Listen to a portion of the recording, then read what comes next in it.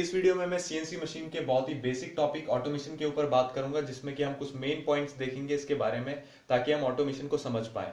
इसमें हमारे पास सबसे पहला है इंट्रोडक्शन। इंट्रोडक्शन में हम देखेंगे कि ऑटोमेशन क्या होता है, कैड कैम इंटीग्रेशन क्या होता है, और सीएनसी मशीन को हम डिफाइन करेंगे। फिर हम जानेंगे क्या क्या हिस्टोरिकल डेवलपमेंट हुई जिसके कारण हम ऑटोमेशन तक पहुंचे, और आगे हम क्या क्या करेंगे ऑटोमेशन की मदद से, वो हम फ्यूचर ट्रेंड्स में जानेंगे। फिर हम देखेंगे कि ऑटोमेशन की क्या क्या नीड है, किस लिए ये इसकी रिक्वायरमेंट पड़ी, इसकी नीड पड़ी हमें, और इसके एडवांटेजेस और disadvantages. Then we will see some of the basic elements of automation. Basic elements में जैसे कि पावर क्या होता है, ऑपरेशन क्या है, कंट्रोल यूनिट और प्रोसेस क्या होता है, वो सारा मिलके आपका ऑटोमेशन को बनाता है। तो इन्हीं बेसिक एलिमेंट्स की बात करेंगे। फिर हम देखेंगे कि लेवल्स ऑफ ऑटोमेशन क्या होते हैं, मेनली इसके टाइप्स के बारे में बात करेंगे, जैसे कि हमारे पास होते हैं फिक्स टाइप, फ्लेक्सिबल टाइप और प्रोग्रामेबल ऑटोमेशन। इन तीनों के बारे में हम बात करेंगे। ऑटोमेशन क्या होता है? ऑटोमेशन एक ग्रीक टर्म है जो जिसका मतलब है सेल्फ डिक्टेटेड, यानी कि खुद से ही काम करना बिना किसी ह्यूमन इंटरेक्शन के। यहाँ पे ऑटोमेशन की जो डेफिनेशन है वो मैं डिफाइन करता हूँ। सबसे पहली ये है कि automation is defined as a use of computer control system to control the machine. Automation का मतलब क्या है कि किसी भी कंप्यूटर कंट्रोल सिस्टम का यूज करना, किसी भी कंप्यूटर का यूज करना किसी मशीन को कंट्रोल करने के लिए। फॉर एग्जाम्पल, कोई मशीन का कोई पार्ट है, टूल है, उससे आप क्या करेंगे, उसके पाथ को कंट्रोल करेंगे ताकि उसका एक पर्टिकुलर प्रोफाइल में वो मूव करे, और पर्टिकुलर प्रोफाइल में मूव करने के कारण वो जो भी वर्क पीस होगा उससे कुछ पार्ट अलग करेगा, कुछ पार्ट रिमूव करेगा। तो जो पूरा का पूरा जो वर्क पीस का डिजाइन है, या जिस जिस भी ऑब्जेक्ट की आपको जरूरत है, उस ऑब्जेक्ट को आपको बनाना है, वो किस पे डिपेंड करेगा कि टूल का मोशन कैसे है, या फिर मशीन का मोशन कैसा है। तो मशीन को कंट्रोल करना या फिर किसी टूल के प्रोफाइल को कंट्रोल करने के लिए आप किसी कंप्यूटर कंट्रोल सिस्टम का यूज करते हैं, और यही आपका ऑटोमेशन कहलाता है। तो ये कंप्यूटर कंट्रोल सिस्टम की ये कंट्रोल कैसे करता है किसी मशीन को, डायरेक्ट कैसे करता है किसी मशीन को।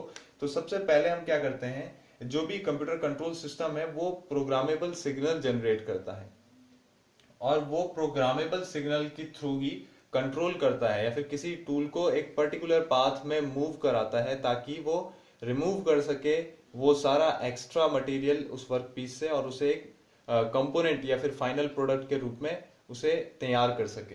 तो जो कंप्यूटर कंट्रोल सिस्टम है, या जो कंप्यूटर है, वो मशीन को कंट्रोल करता है by programmable signal, by programmable signals. और यही प्रोग्रामेबल सिग्नल जनरेट किए जाते हैं, जनरेटेड बाय जो भी हम कमांड देते हैं, जो भी हम कमांड फीड कराएंगे इस कंप्यूटर सिस्टम को, उसी के कारण ये एक पर्टिकुलर टाइप ऑफ मोशन देगा या फिर कंट्रोल करेगा मशीन को। और ये कमांड कुछ भी हो सकती है, लेटर्स के फॉर्म में हो सकती है, न्यूमेरिक फॉर्म में 1 2 3 4 ABCD व्हाटएवर एल्स। तो जो भी हम कमांड देंगे वो प्रोग्रामेबल सिग्नल को क्रिएट करेगा किसी कंप्यूटर में, और वही कंप्यूटर आपका मशीन को कंट्रोल करेगा या किसी टूल को के मोशन को कंट्रोल करेगा। नेक्स्ट हमारे पास है कि जो ऑटोमेशन है वो एक स्टेप बियॉन्ड है मैकेनाइजेशन से, यानी कि वो एक स्टेप ऊपर है। क्योंकि पहले क्या होता था, अगर आप हिस्ट्री में जाएं तो वहां पर क्या होता था, जो भी आप यूज करते थे या जो भी आपके पास मशीनरी होती थी वो मैनुअली यूज किया जाता था। तो मैकेनाइजेशन का मतलब बस इतना ही है कि टू यूज मैकेनिकल पावर और mechanical energy to do some work. इसी को आप मैकेनाइजेशन बोलते हो, यानी कि किसी भी काम को मैनुअली करना या किसी मशीनरी को मैनुअली ऑपरेट करना बाय ह्यूमन ऑपरेटर ओनली, वही आपका मैकेनाइजेशन कहलाता है। तो ये आप एग्जांपल समझ सकते हैं। यहाँ पे आपके पास एक टूल है जिसको कि गाइड किया गया है किसी गाइड्स के द्वारा, और यहाँ पे एक कुछ स्प्रिंग है जिसको कि आप कंप्रेशन स्प्रिंग बोल सकते हैं, और ये फॉलोवर है जो कि इस स्पाइरल केम के ऊपर से मूव करेगा। और हम इसको कंट्रोल कैसे करते हैं, अगर आप देखें तो यहाँ पे हमारे पास जो केम है हम उसको घुमाते हैं। अगर हम उसको इस डायरेक्शन में घुमाते हैं तो ये फॉलोवर है इस केम के पाथ को फॉलो करेगा। अब ये हमारे पास एक स्पाइरल केम है, ताकि हमारा ये फंक्शन कर सके, जो टूल है वो पहले आगे की ओर मूव करे, कुछ पार्ट को, कुछ मटेरियल को रिमूव करे, फिर बहुत तेजी के साथ अपनी इनिशियल पोजीशन में आए, यानी कि क्विक रिटर्न हो। तो इसी के लिए हम ये एक मशीनरी यूज करते हैं जिसमें कि हम मैनुअली इस स्पाइरल कैम को घुमाएंगे, जिससे कि ये फॉलोवर धीरे धीरे, जैसे जैसे हम इसको घुमाएंगे तो फॉलोवर धीरे धीरे इस पॉइंट पे चलता रहेगा। एक टाइम आएगा जब फॉलोवर इस पॉइंट पे होगा, जब फॉलोवर इस पॉइंट पे होगा तो टूल जो होगा वो सबसे अपनी आगे वाली पोजीशन पे होगा, यानी कि जब उसने पूरा मटेरियल रिमूव कर चुका होगा वो उस पोजीशन पे होगा। जैसे ही फॉलोवर इस पॉइंट से इस पॉइंट पे आएगा तो क्या होगा, वो सडन बैक आएगा, मतलब कि बहुत ही कम टाइम में, मिनिमम टाइम में बैक आएगा। तो ये आपका क्विक रिटर्न मशीनरी आपका ऐसे है, जिसको कि आप मैकेनाइजेशन का एक एग्जांपल बोल सकते हैं। तो ऐसे हम कुछ पहले यूज करते थे। पहले जो हम यूज करते थे उसमें ज्यादातर हम फिजिकल पार्ट यूज करते थे, but right now we are using software instead of hardware. Alright, तो फिजिकल पार्ट्स की जगह पे हम इस टाइम फिजिकल पार्ट्स को हमने रिप्लेस किया है सॉफ्टवेयर के थ्रू। नेक्स्ट हमारे पास है कि जो कंट्रोल सिस्टम है हमारा, वो रिप्लेस कर रहा है ह्यूमन ऑपरेटर को। क्योंकि ऑटोमेशन में क्या है, जो भी हमारे पास मैकेनिकल काम है, मैकेनिकली जो काम है, या फिर किसी भी मैन्युफैक्चरिंग ऑपरेशन के को स्केड्यूलिंग करना, ये सारा काम आपका अब जो है वो कंट्रोल सिस्टम से हो रहा है। उसमें ह्यूमन के इंटरेक्शन की कोई जरूरत नहीं है।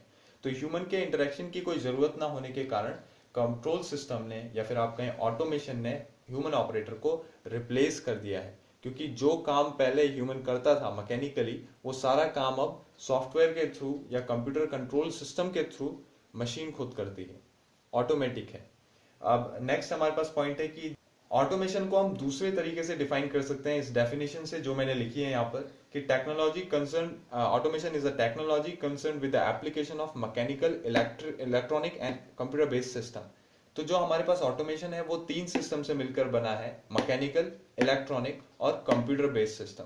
ये तीनों सिस्टम मिलके ही इस ऑटोमेशन को बनाते हैं, और जिसका कि ओवरऑल रिजल्ट यही होता है कि वो किसी भी प्रोडक्शन प्रोसेस को कंट्रोल करे या फिर ऑपरेट करे। प्रोडक्शन प्रोसेस यानी कि कोई भी मिलिंग, ड्रिलिंग, कोई भी प्रोसेस जो है उसको कंट्रोल करे और ऑपरेट करे, यही आपका ऑटोमेशन है। एग्जांपल आप देख सकते हैं कि ऑटोमेटिक असेंबली लाइंस। आपके पास अब इंडस्ट्रीज में क्या है कि ऑटोमेटिक असेंबली मशीन्स होती हैं जो कि क्या करती हैं, असेंबली लाइन में सारा का सारा जो डिसअसेंबल पार्ट्स हैं उसको असेंबल करती हैं फटाफट। तो वो आपका सारा ऑटोमेटिक है। Second we have industrial robots. जो भी हमारे पास इंडस्ट्रियल रोबोट्स हैं वो भी आपका मैन्युफैक्चरिंग प्रोसेस में काम आते हैं। थर्ड है फीडबैक कंट्रोल। फीडबैक कंट्रोल का मतलब क्या है, जो भी आप इनपुट में एक डिजाइनिंग क्रिएट करते हैं और उसी डिजाइनिंग के अकॉर्डिंग आप आउटपुट बनाते हैं, उस फाइनल प्रोडक्ट को बनाते हैं।